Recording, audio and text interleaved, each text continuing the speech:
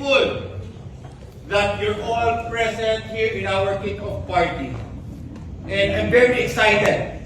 I'm very excited to talk to you guys, to give some advices to all of you, because I want you to be more successful in life. Simple to. When I met Sunny Salvosa, first time, 8 years ago, hindi na kami naghiwalay. When I met Robert Manalo for the first time, how many years? 7 years old. 7 years ago, hindi kami naghiwalay.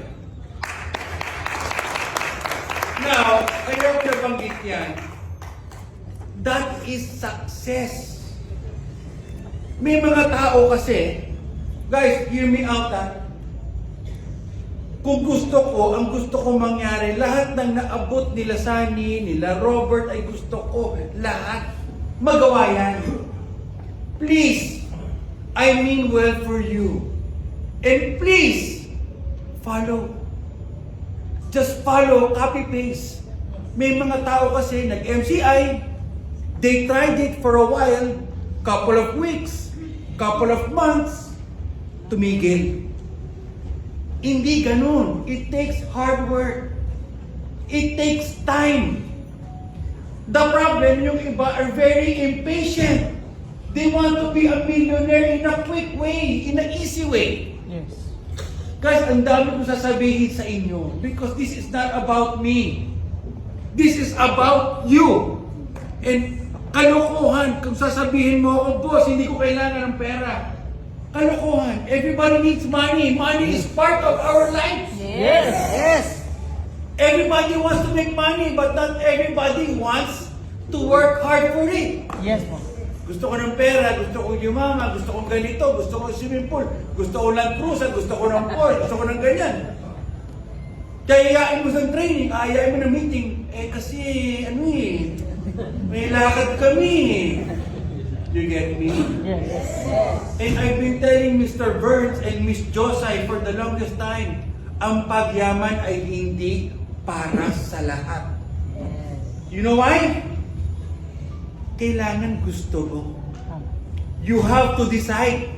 Guys, listen to me carefully. Decide first, what do you want? Ano ba ang gusto mong marating pa sa buhay? Now, I want to be honest to all of you. I realize something. And I want you to realize it too. Again, coming from my heart, I'm very passionate in what I do. I love what I do.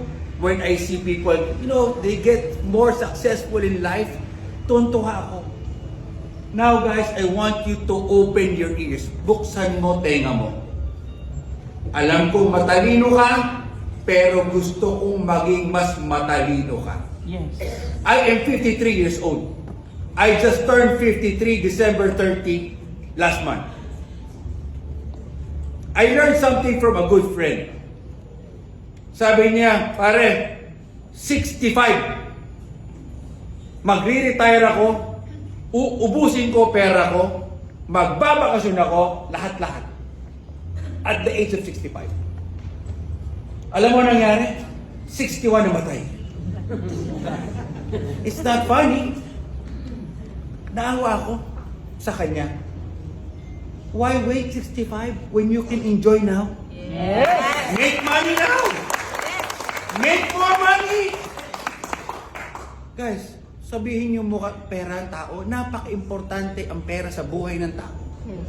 May nagsabi sa akin, boss, hindi ko naman kailangan na sobra-sobra pera. Okay lang kami. Simpleng buhay kami. Good! Fantastic! If that's your mindset. So, if you get sick, you want a simple medicine? A simple doctor? A simple hospital? Or a simple funeral? Yes.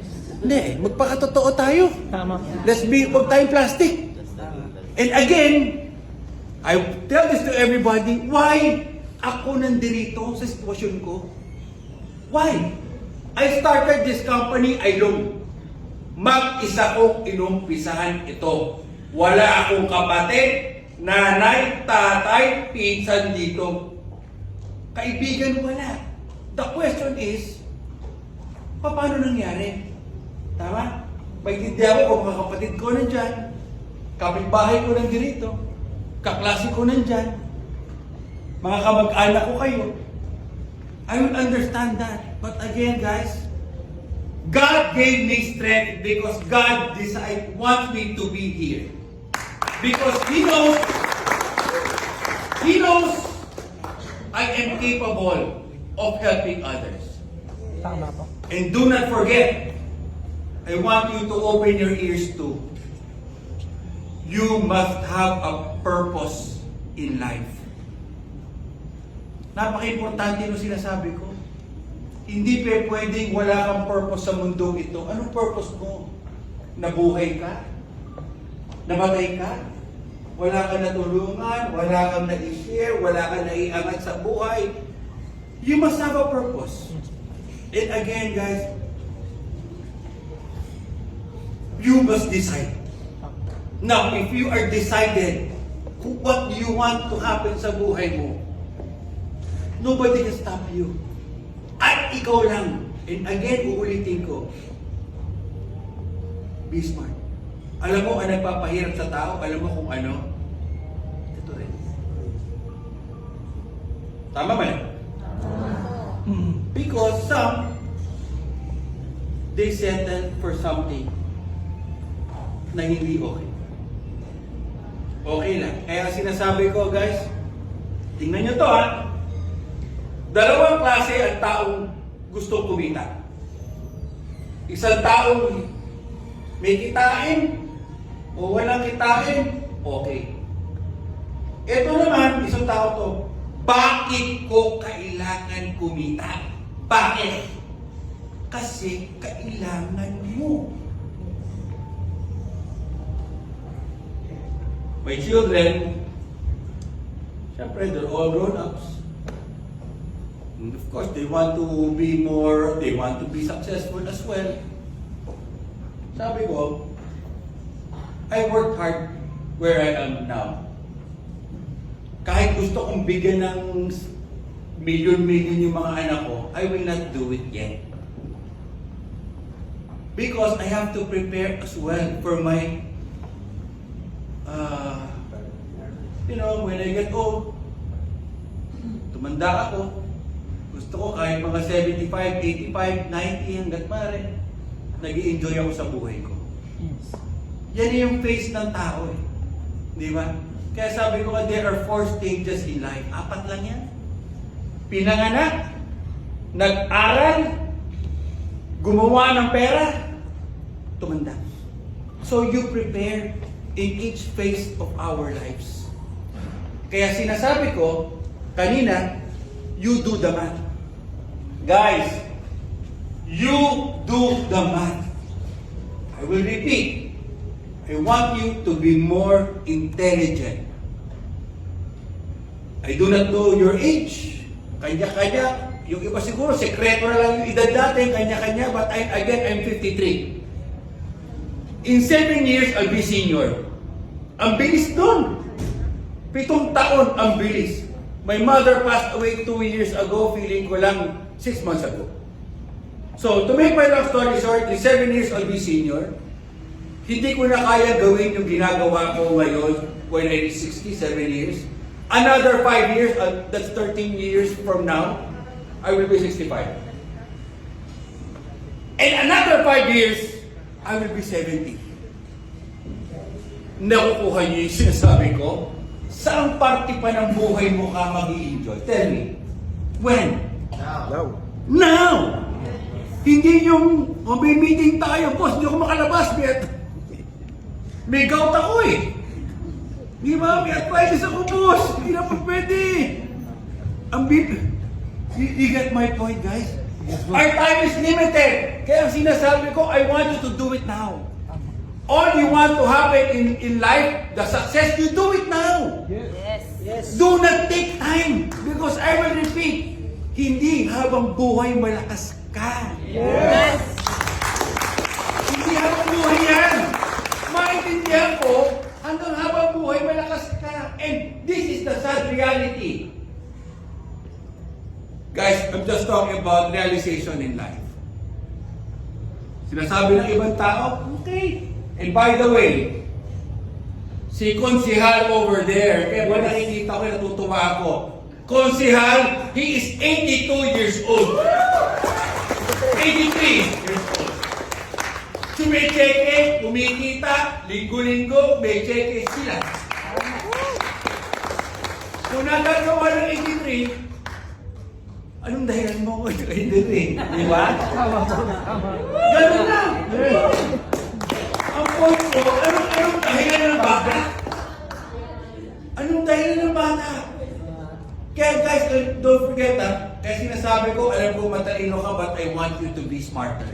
You compute it.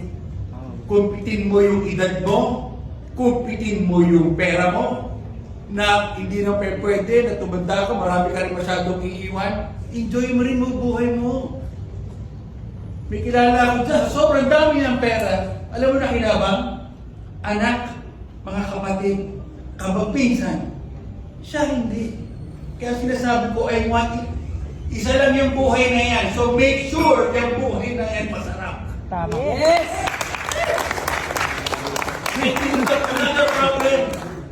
Kung may ito problema Kahit minsan, guys, listen to me carefully, Paul. Listen to me carefully. This is the problem. Tonight, our kick-off party, may natutunan ako kay Sir JPM. Tama sinabi niya. Nag-compute ako ng edad ko. Tama. Yung pera ko, medyo kulang. Kailangan kong kumita. This is the biggest problem. The minute you walk inside your house, pagbukas mo ng pintuan mo ng bahay, boom! Kung ano yung problema mo, bumalik. Nakalimutan mo na yung excitement mo. Totoo yan. May problema sa asawa. May problema sa anak. May problema sa pamilya. Kung ano man. Nawawala na yung excitement mo. Di ba? Kaya ako, dapat ang gagawin mo, kung ano man yung problemang yan, set aside it. Tandaan ninyo, ang pera, maraming problemang nasususunod. Marami. Para si Miss Ana, Miss Ano, kailan ba? Sabi ko, wala kang asawa, pwede kang bumili ng asawa. Yes! Ay, yung mga babae, pag ang mga asawa nyo walang hiya, iwanan nyo. Bumili ka ng bago. Marami ng pera. Hindi ba aanin mo buhay na problemado ka? Yes! Honestly, di ba dapat ang buhay na yan masaya? Yes! Hindi ko sasabi maghiwalay-hiwalay kayo. Ang sinasabi ko, yung taong hindi maayos sa'yo. Para kaibigan.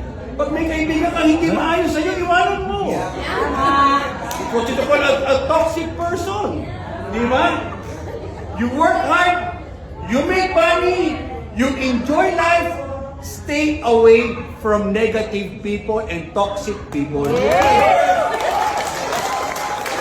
But most importantly, you keep praying. Yan ang pinaka-importante, magdasal ka, nabigyan ka ng lakas ng loob, kasipagan mo.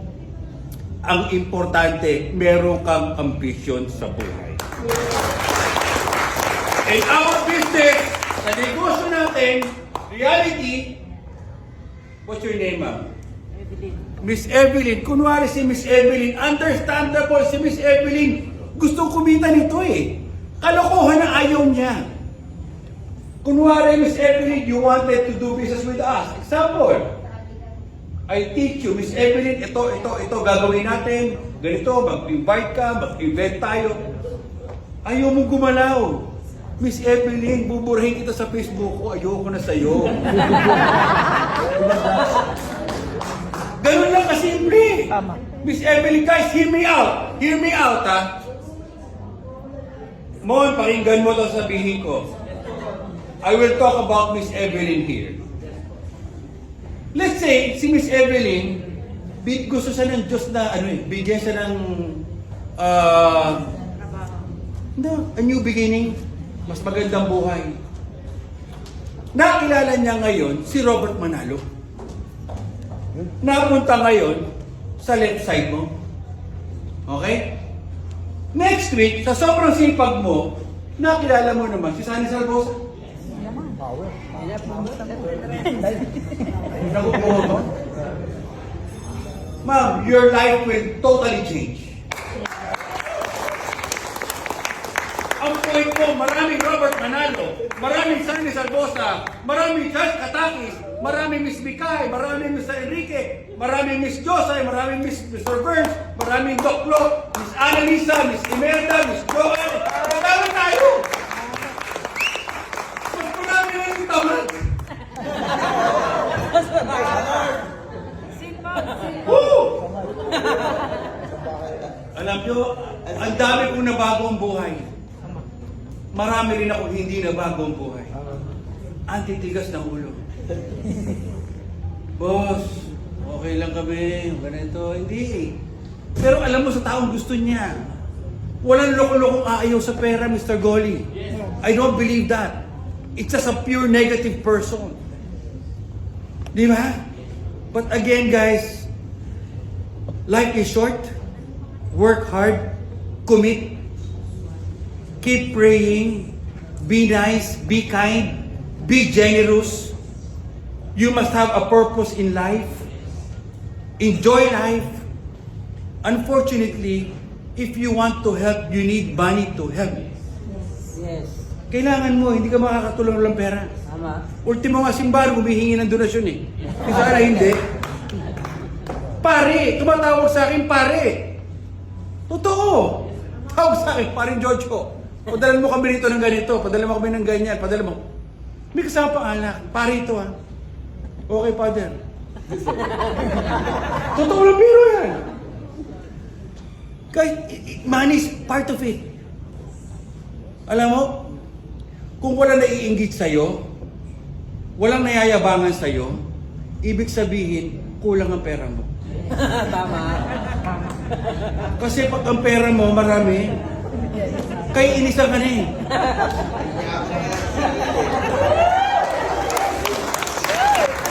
Kaya ang gawin ko, pag marami nagagalit sa'yo, mas tuwan-tuwa ka. Pag kumari ito, mga kapitbahay ko yan, kapasok ko lahat yan. Naglakad ako rito. Mga pinupuri niyo ako, di ba? Paglabas ko ng pinto, ahay, banlongan, ay yapakayabang na. Okay lang. Yeah, we don't Sabi ko care. nga, hindi bali lang mawalan ako ng kaibigan, wag lang ako mawalan ng pera.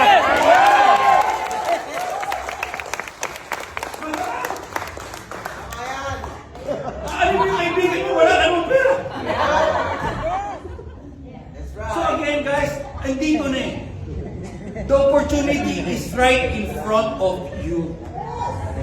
Alam mo, the hardest, guys, listen to me carefully. The hardest part is the beginning only. Be consistent. And again, this is not about me. It's not about Robert. It's not about Mr. Salvosa. This is about you. We are here to help you. Kasi ang buhay namin tuloy-tuloy. Ang buhay namin kahit wala ka, tuloy-tuloy kami. Ilang taon na kami tumutulong. Ilang gusto rin, mabago, mas makatulong pa. Kung gusto mo, ang problema, ang hirap iangat ng tao ayaw umangat. It's so hard. Kaya kailangan na sinasabi ko, you must decide first. Ano bang gusto mo? Guys, totoo. Mamayang gabi, pag uwi mo mamaya, ikaw lang may alam niyan. I-check mo yung pera mo sa bangko. I-check mo. Miss Pen, the question is this. Kayo lang may alam ng pera mo, di ba? Checkin mo mamaya.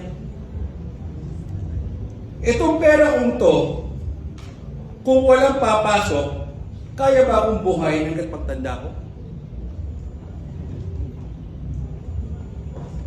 Mahirap yun eh. Kung walang papasok, uubusin ka. Tama po.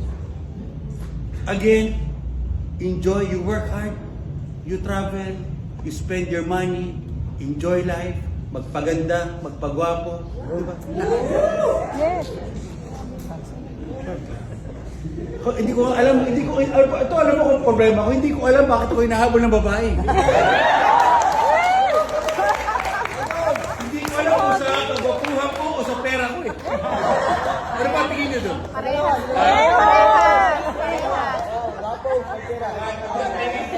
Guys, I'm just making things light. But honestly, take life seriously. Stay focused. Kailangan meron kang goal. Anong gusto mo parating achieve? Like si Doc. Si Doktor to ha. Doc, alam mo ba, Doc, how many years did you study? 10? More. See, he studied for doctor. He's a doctor.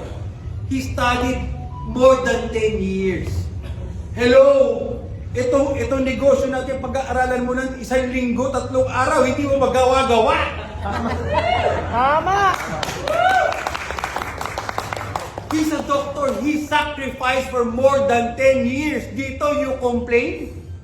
And I will tell you, kunwari ayaw ni Miss Evelyn magbago, iwanan mo. Yeah. And guys, dapat ang mindset mo dito, Mon, is this, Miss Pen. Hindi weekly pinag-uusapan, hindi monthly pinag-uusapan, but yearly. Your first year, gumagaling ka na. Kumikita ka. Tama. On your second year, you become better Yes. and better and better. Palaki ng palaki kinikita mo. On your third year, magaling ka na. Kumikita ka na dyan, and then you start na-appreciate mo rin yung kinikita mo, lumalaki. On your fourth year, ganun lang, palaki ng palaki. Like any business in the world. Unfortunately, may mga tao, the reason why they fail, ayan, poor mindset. 3 months, 4 months, 6 months, 1 year, pag hindi kumita na malaki, bye! Anong bagong pwede pagkakitaan na naman? Kaya buti si Doc. I know how hard it is. To be a lawyer, to be a doctor, ang hirap niyan. Tama? Pero ginusto ni Doc yun eh. 10 taon ka nag-aaral. My God. Pero ginusto niya. Look what, is a doctor now. See? So kung gusto mo maging doktor, meaning, sa negosyo natin, you have to sacrifice too. Hindi naman pwedeng wala kang sakripisyo. Tama po. Ma'am in black. Very simple. I will teach you now. Mahihirapan ka dito. Magtsatsaga ka dito. Mapupuyat ka rito. Mare-reject ka dito. Pero kailangan baliwala sa iyo yun. If your ambition is bigger, wala yan. Hindi mo papansinin yan. Tama. But ang importante, lahat ng tao kailangan ng pera. Lahat ng tao, tanungin mo si Doc, hindi ka makakaiwas sa ospital. Papasok at papasok ka dyan. At lalapit ka kay Doc. Ganyan kagaling si Doc nagtiyaga. Lahat tayo kailangan rin siya. Kahit totoo naman eh. I have so many doctor friends. But again guys, success starts from you. Tama.